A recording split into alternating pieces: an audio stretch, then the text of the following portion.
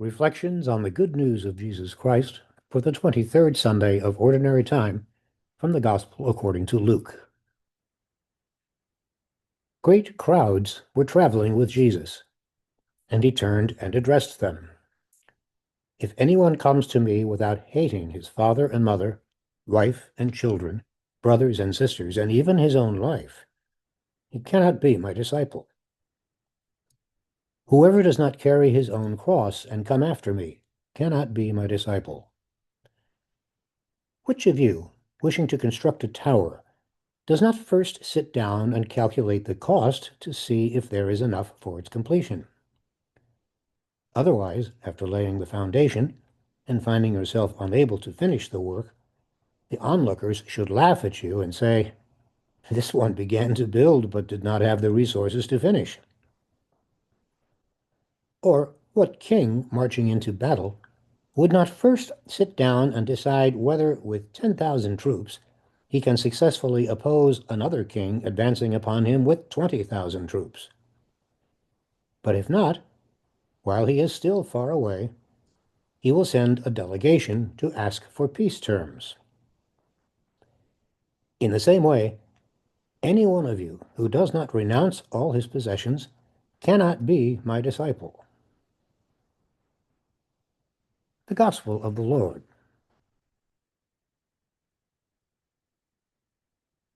Did you catch the opening line of today's Gospel?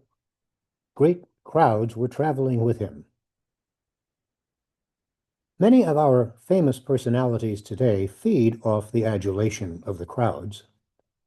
They may be politicians, pop stars, film personalities, or sports champions. They are mobbed when they appear in public, and people remain glued to their screens as they perform. Popularity with the fickle public is an important element of their success. Once they begin to lose the crowds, they know that they are on the way down and out.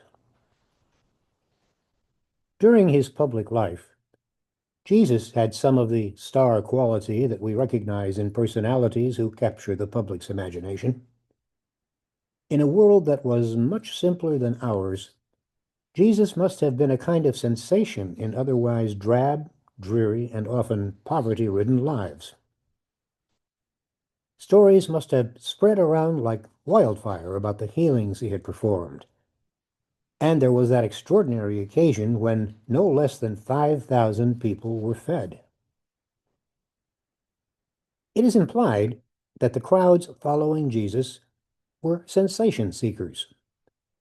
They were out to get something from Jesus, not altogether unlike some of those who today converge in large numbers wherever some modern miracle or apparition has been reported. And indeed, how many of us look on God or Jesus as someone to turn to when we want something we cannot get ourselves? With the people in today's gospel, Jesus suddenly stops in his tracks. He turns around and says words that were quite shocking to his hearers and sound pretty harsh to us, too. Whoever comes to me and does not hate father and mother, wife and children, brothers and sisters, yes, and even life itself, cannot be my disciple. The Jews, like many ethnic communities, are recognized for their close family ties. So just what are we to make of such an extraordinary statement? Jesus, who tells us to love our enemies, now tells us to hate our nearest and dearest. Is this the same Jesus who cured Peter's mother-in-law? Is he the same Jesus who told the story of the Good Samaritan? Could he be the same Jesus who enjoyed the hospitality of his good friends, Martha, Mary, and Lazarus? Of the four Gospels, Luke presents the following of Jesus in the most radical terms. In following Jesus, Luke is telling us, we have to go with him the whole way. We have to accept totally his way of seeing life and then put that into practice in the way we live. We cannot settle for a kind of wishy-washy compromise. Many of us may well follow a lifestyle largely dictated by the surrounding culture. Our goals may be the goals of that culture, and somewhere on the side, we try to fit in some aspects of Christian living. In most of our modern urban societies, that lifestyle is, for the most part, competitive, consumerist, and materialistic. We would not want our Christianity to get in the way of that. But it is precisely to people like us that Jesus is speaking. Now, it's quite obvious from the overall context of Luke's gospel that Jesus could not mean us literally to hate our parents, brothers, and sisters, nor does Jesus literally mean us to hate our own lives. People who feel that way effectively commit suicide. On the contrary, we are called to have love and compassion for every single person, irrespective of who they are or what their relationship may be to us. What Jesus is saying today is putting in another way what we have already seen in other passages, such as the story of the Good Samaritan. Namely, those who are truly disciples of Jesus recognize that as children of one God, we all belong to one family, that we are all brothers and sisters to each other.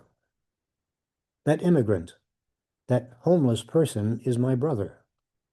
That waitress in the cafe, that street worker is my sister. I owe them my love and care.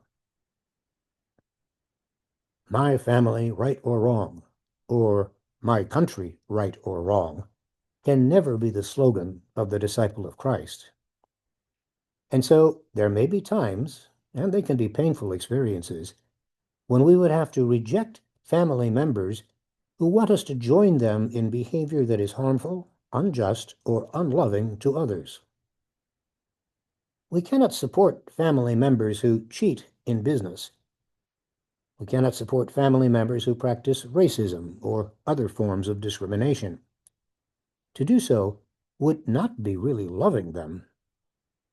On the contrary, we would show our concern for their well-being precisely by opposing their immoral behavior.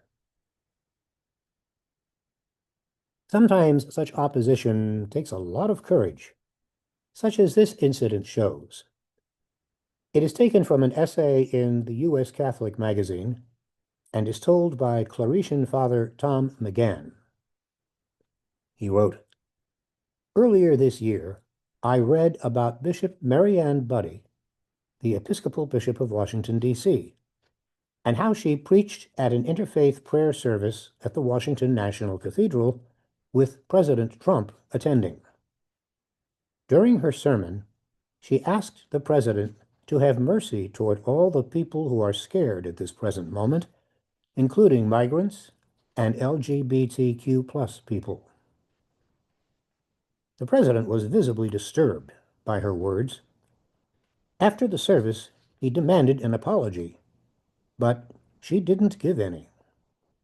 People called her woke, disturbed, or even satanic.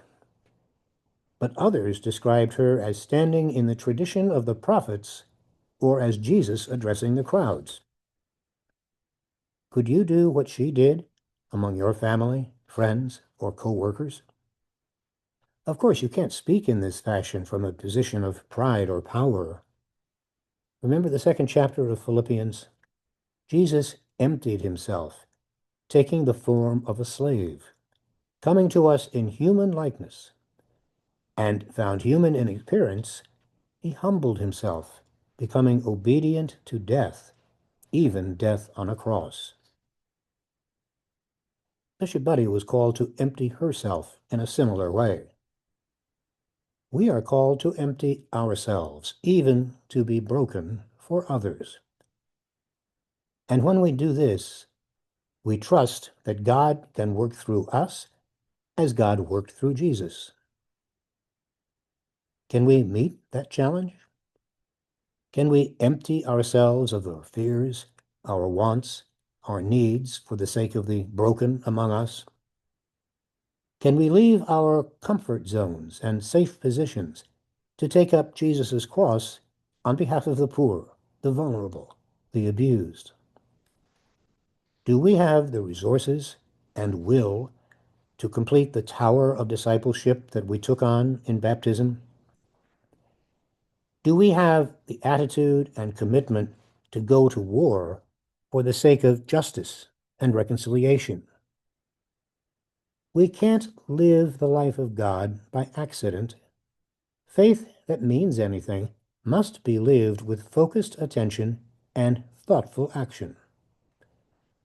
Whatever our skill set, whatever talents we possess, whatever we feel passionate about, can become our cross.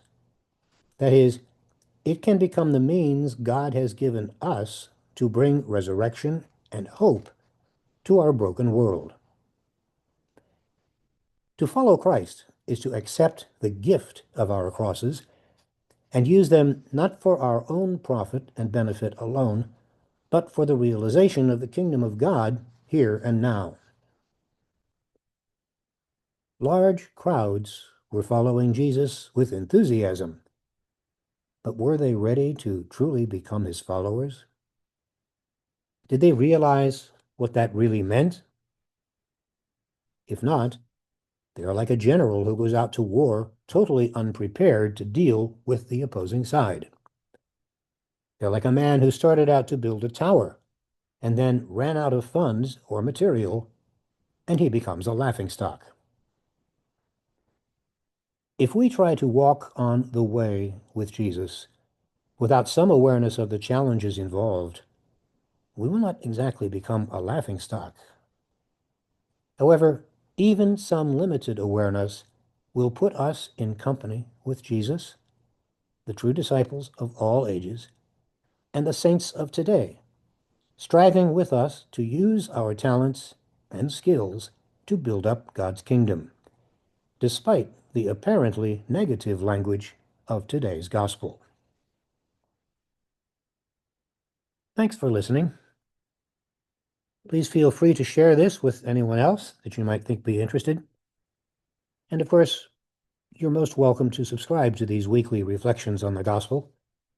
You can do that by going to our website, www.justanother.disciple.com.